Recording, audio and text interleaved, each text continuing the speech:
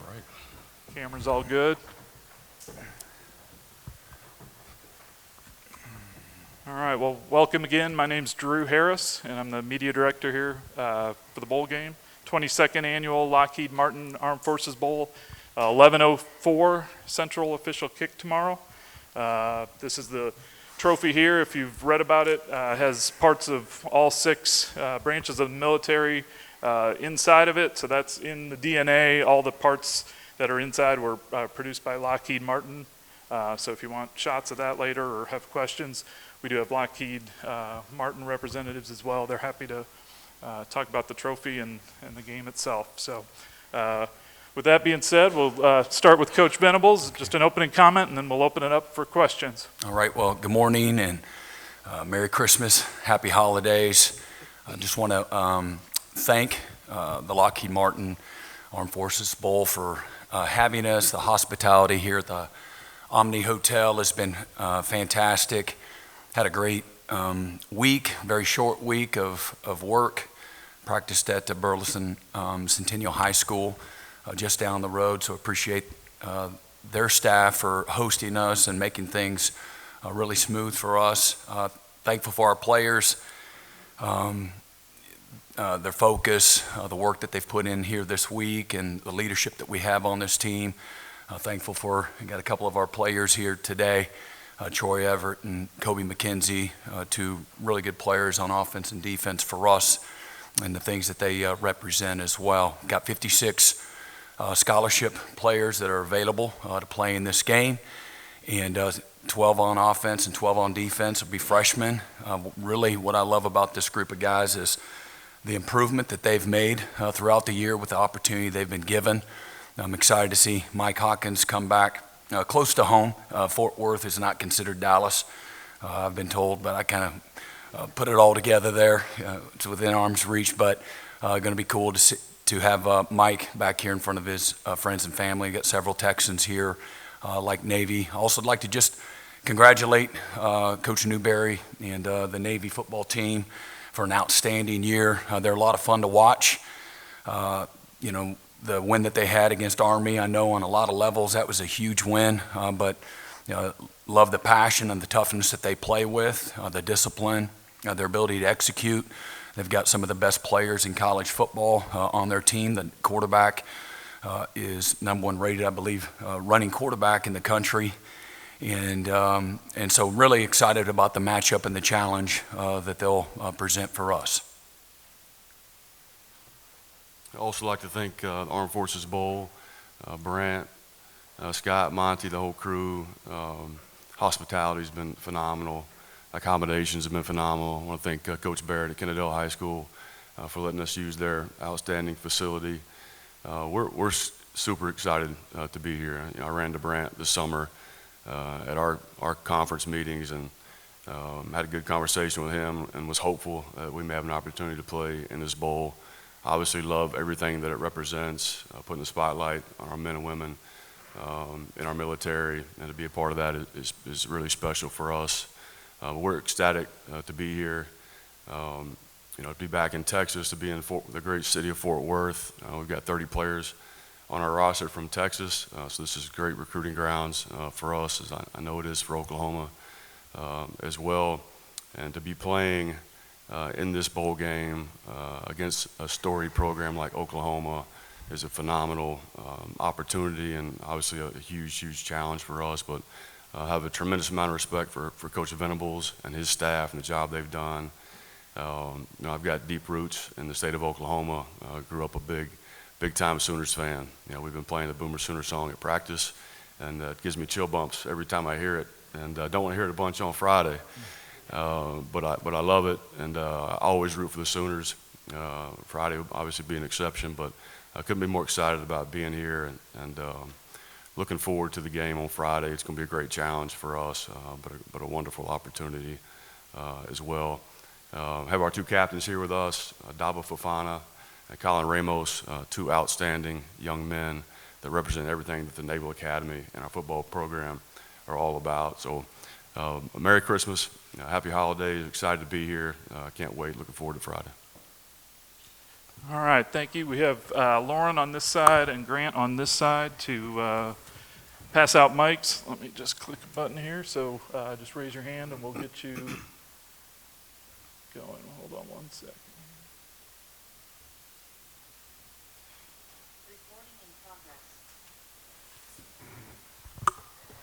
All right.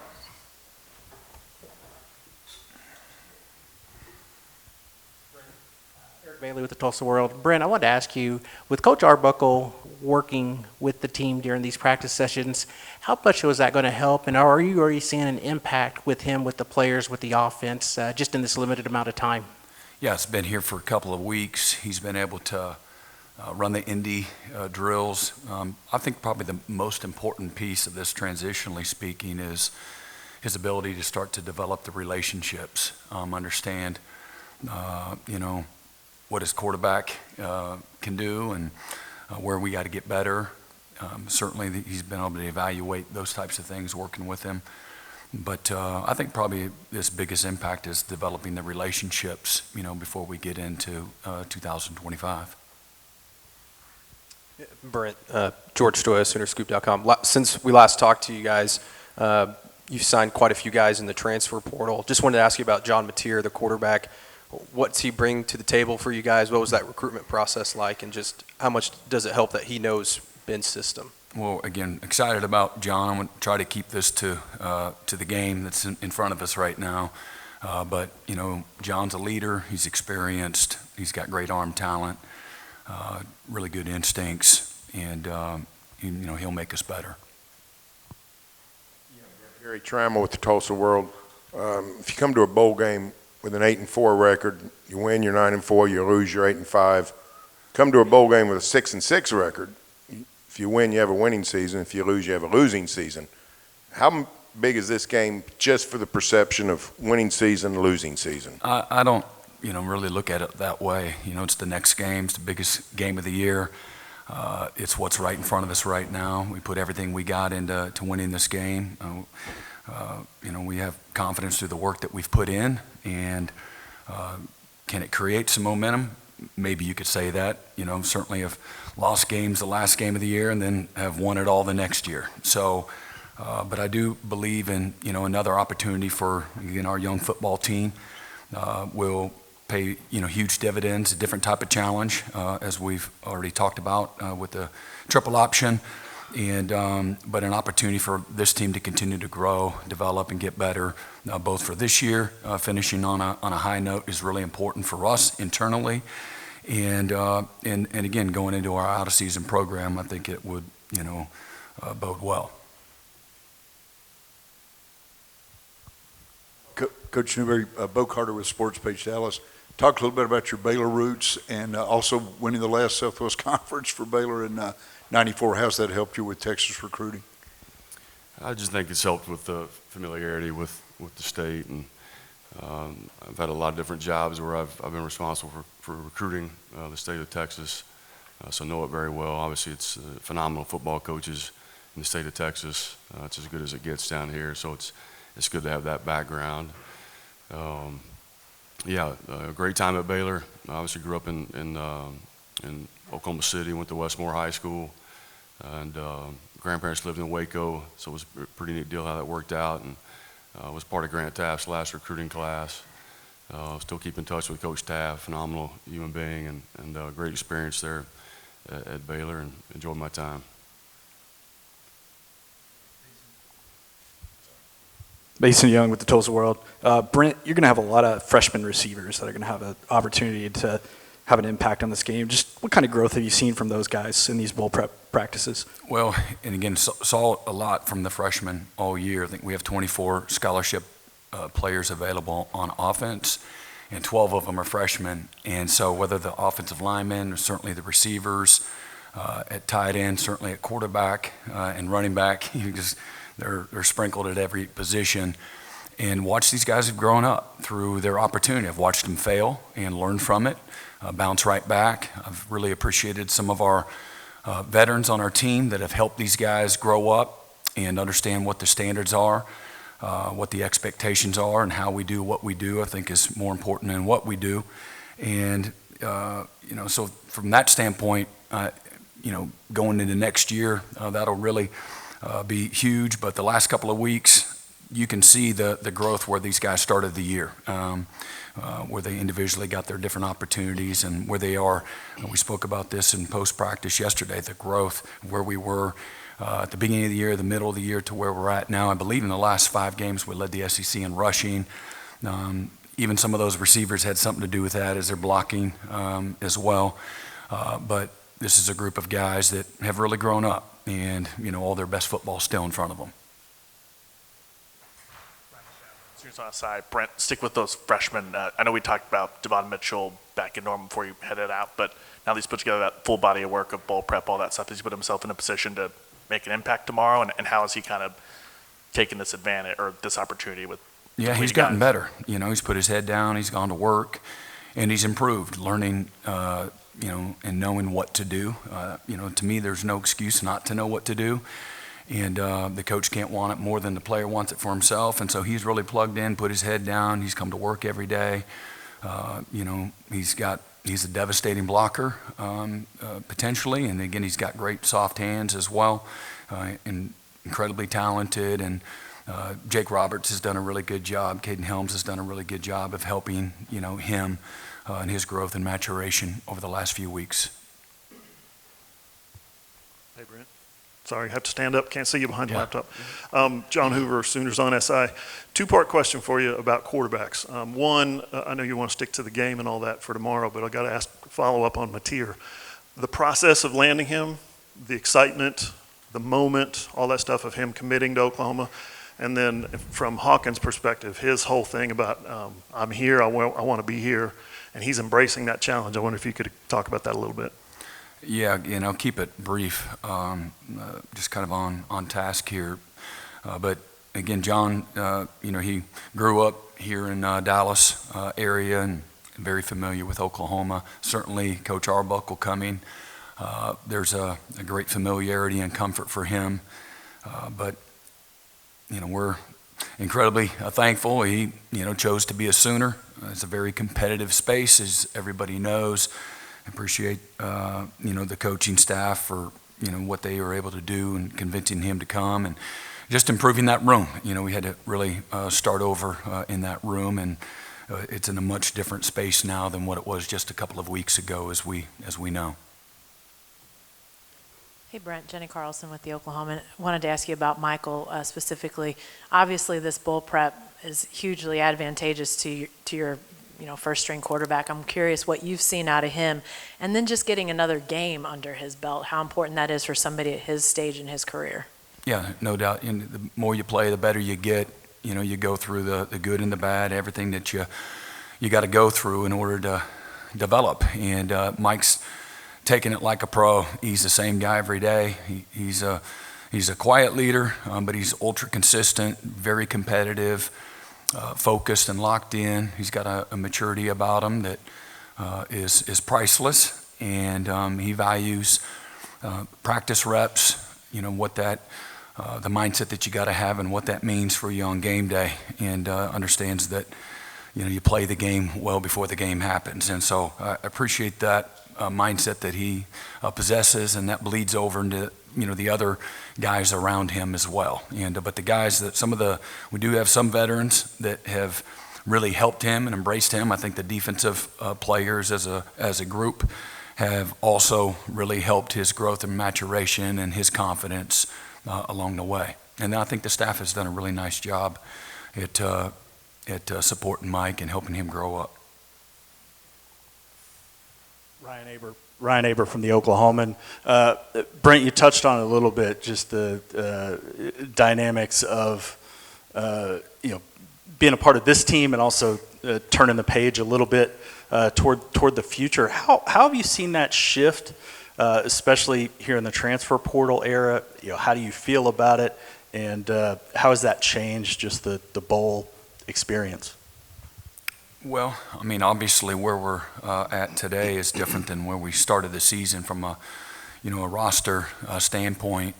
We're like most people, not named Navy. I'm assuming. I haven't done any homework, but I assume they don't have any transfer portal issues or opt-outs. But tongue-in-cheek here, and I'm not complaining. The calendar is not conducive to keeping your team together from start to finish, and I don't blame one player for guys that have chosen to go find another opportunity for whatever reason, whether it's a processing mechanism or it's just I got to go find a new home and I still want to play, or I want to go somewhere where maybe I can have more opportunity. Maybe there's more value. Whatever reason it is, our system is set up in such a way that that's what they're forced to do. So, I have no issues with that. You just do the best that you can with what you have, and my focus is on the guys that are here. We do have 67 scholarship players that are still here. 11 of them, I believe it's 11 of them, are not available because of injuries, or we have 2, Danny and Billy, that are going to be with us, but they've chosen to move on to their professional careers, and just very thankful for their All-American seasons and everything that they've invested in this program and helping us, those 2 in particular, rebuilding the defense that just a few short years ago, we were playing well below the standard of defense here at the University of Oklahoma. So really appreciate all the work and the commitment, the leadership that they've invested to help us reestablish, our defensive identity. And certainly, we're not anywhere close to, the vision that we have. But boy, have we turned it around in just a couple of years because of many guys, but those 2 guys, in particular, as well as a couple of the guys in Woody Washington and Ethan Downs in particular. Those guys that came in with Billy and Danny and have played huge roles for us in improving on defense, and again, developing some high standards on that side of the ball.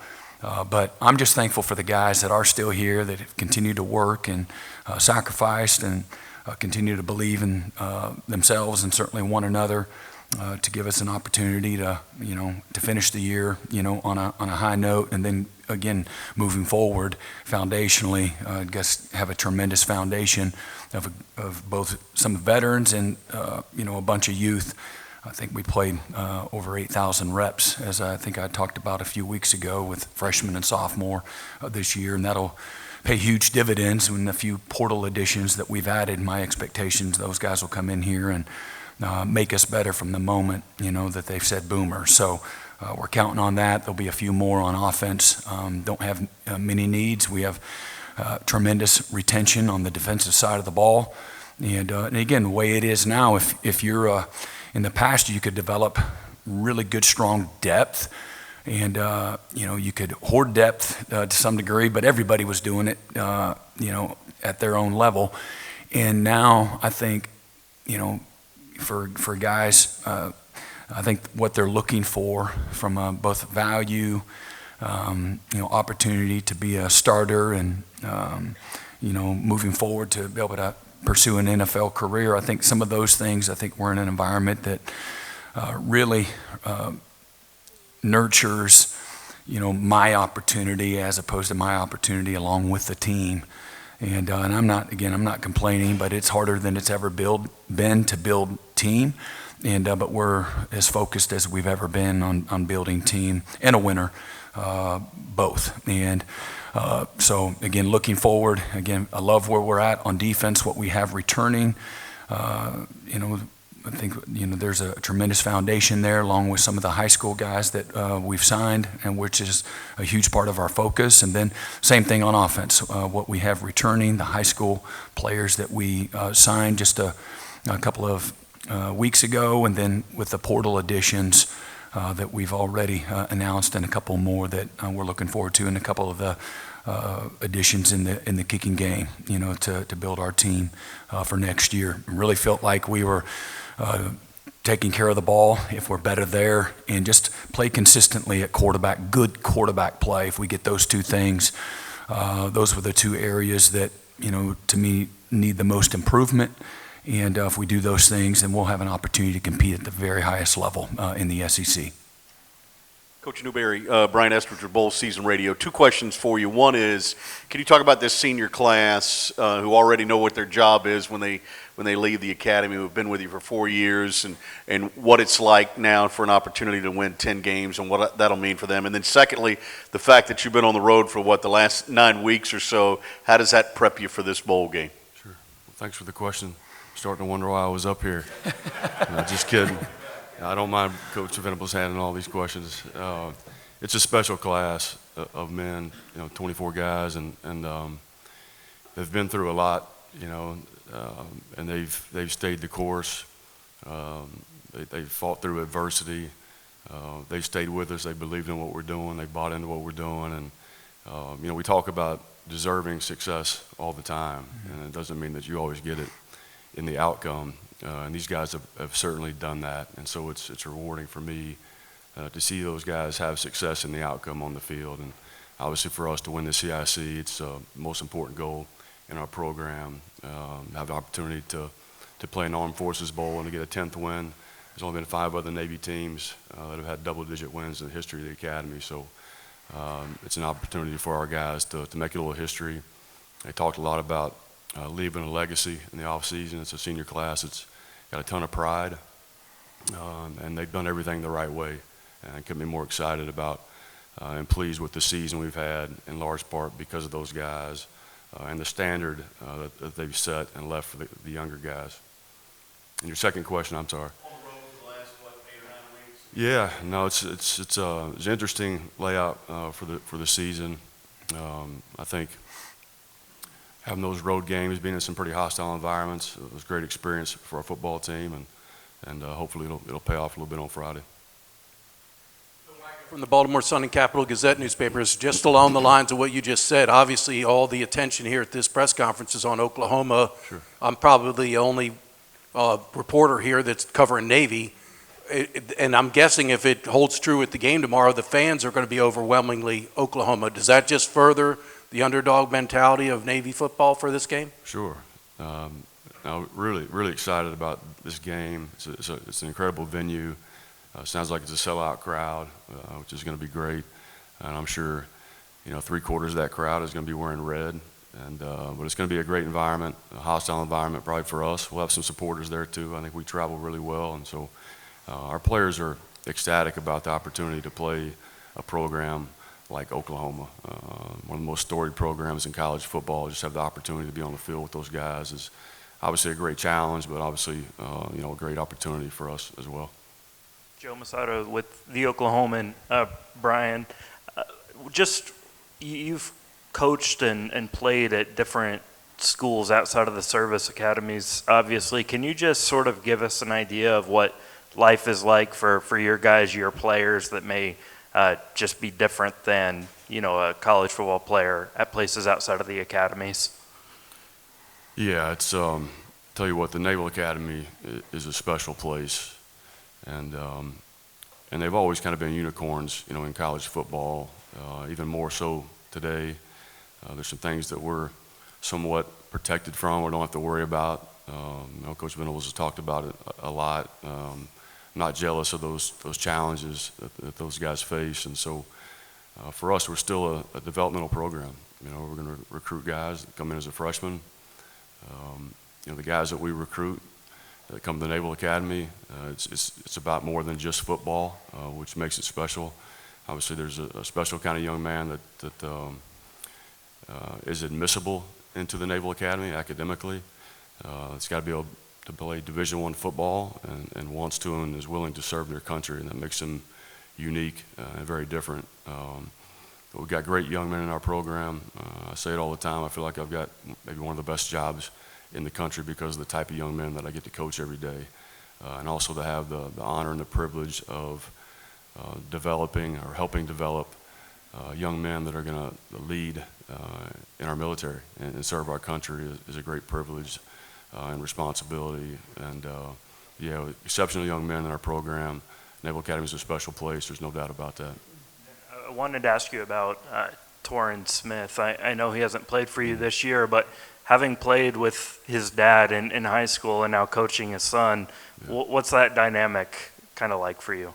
Yeah, pretty neat. Brad Smith was a good friend of mine. He was a year younger than me at Westmore High School. Was a great offensive lineman at Tulsa. So Torrin's got some good bloodlines, and excited to have him on our football team. Jesse Crittenden, OU Insider. Brent, you talked a lot about the fresh, especially on defense. A lot of those freshmen are in that secondary with Jaden and Mike and Jeremiah, some of those guys, just especially without Billy and a couple of those veterans for this game. Just how important is this game for some of those freshmen in that secondary?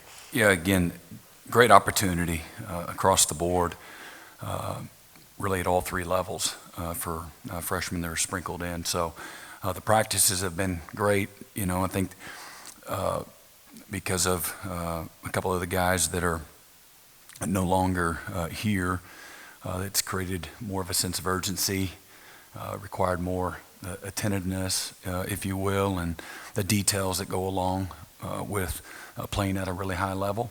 And so no question that the last few weeks and all the reps that those guys have been able to get will pay, again, huge dividends, not only for this game, but in particular, moving forward to next year. But guys up front, guys like, a Taylor Wine or a Danny Okoye in particular, or David Stone, those guys, a James Nesta, he's been, taking reps, at linebacker, with the defense, and where he's been on a scout team, all year. So guys like that, and then again another couple of weeks for Boganowski and Jaden Hardy, who we feel are going to be outstanding players. Or you look outside at Jeremiah Newcomb and Day. Those guys have really benefited from not just watching guys take reps at practice, but actually going out and kind of living and dying in all the moments that the last couple of weeks, have done for our guys. Mm-hmm. Hey Brent, George Stoya, Soonerscoop.com again. Just want to ask you about Deion Burks. I don't think we've talked to you since he made his announcement that he's coming back. How big of a boost was that, especially at that position? And then also just a quick follow-up. Have you heard from R. Mason Thomas and his decision on if he might want to leave after this year? So getting Deion back, he's, when healthy, he's a fantastic player. And as we spoke about him throughout the last calendar year, he's one of the best competitors that we have on the team. He's got a very dynamic skill set to play both outside and inside alike, and just a great weapon for any offense to have. And then R. Mason, again, I'll let him talk to everybody whenever he wants to talk to everybody, but I know he's going to be lining up for us in this game, and look forward to that. And in his leadership, how he's grown as a leader, certainly his improvement as a player, really, again, proud of the leadership that he's been able to exemplify for all of our players, and his commitment, from beginning to end is as good as it gets. Mm-hmm. Yeah, Brian Barry Trammell, Tulsa World. The college football calendar is getting condensed. A lot of people want to take that second Saturday and start the playoff. That's the date, of course, that Army Navy have been playing, and it's really turned out well for you guys. How important is it that if you're able to keep that as sort of a showcase date for your game, unencumbered from a playoff? Yeah, I think it's incredibly important to maintain the integrity of that game and when it's played, at the time that it's played. Such a great opportunity to focus and put a spotlight, on our men and women in the armed forces, our military, and I would hate to take away from that, So I love that they preserved the integrity of that game this year, and hopefully we'll be able to do that moving forward, because I think it's a really important football game for a lot of reasons. Brian, Chris Mikoski, Bowl Season Radio. A lot has been made about Oklahoma's depth chart and how things have changed, different personnel.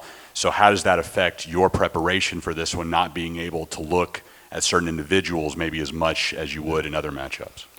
Yeah, it's a little bit of a challenge, a little bit precarious, trying to go through the two deep and kind of figure out, who you're playing against. I know that it's a tough time transitionally for Coach Venables and a lot of staffs. I won't say I have sympathy for it. I guess I kind of do, but I tell you what, you know, I don't think we've got a player on our roster that had the Oklahoma offer, you know, coming out of high school. And so I do know that they've had some time to prepare.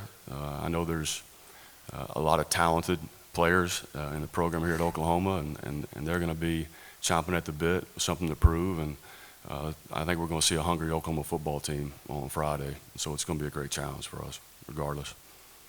Yeah, Brent, Colton Sully with the Oklahoman. You touched on it a little bit earlier with Coach Arbuckle being here and being around the team. When you and Jeff and Ted got here a couple years ago, you guys were, you know, observing for most of the Alamo Bowl. Just how important was it for you to have him on the sideline during the game, just building relationships, like you said? Well, again, under the circumstances, he's done a fantastic job of just getting right in the middle of it, you know, and bleeding into the rest of the staff, figuring out, you know, learning a new language, not an easy thing. It's just coaching quarterbacks, you know, just coaching ball, but there is you know, some hurdles that he's had to kind of get through in order to do an effective job for Mike and the rest of the offensive staff. So I think it's been great for the staff from a cohesion standpoint and a chemistry standpoint, getting to know one another, for him to be able to observe and you know, figure out, you know, all the moving parts that there are on that side of the ball, both player-wise and as from a staff standpoint as well. Again, same thing with if Coach Johns had finished out the year, he, you know, all that experience, the day-to-day grind of getting ready for a game, you wouldn't be able to have that. So that's invaluable.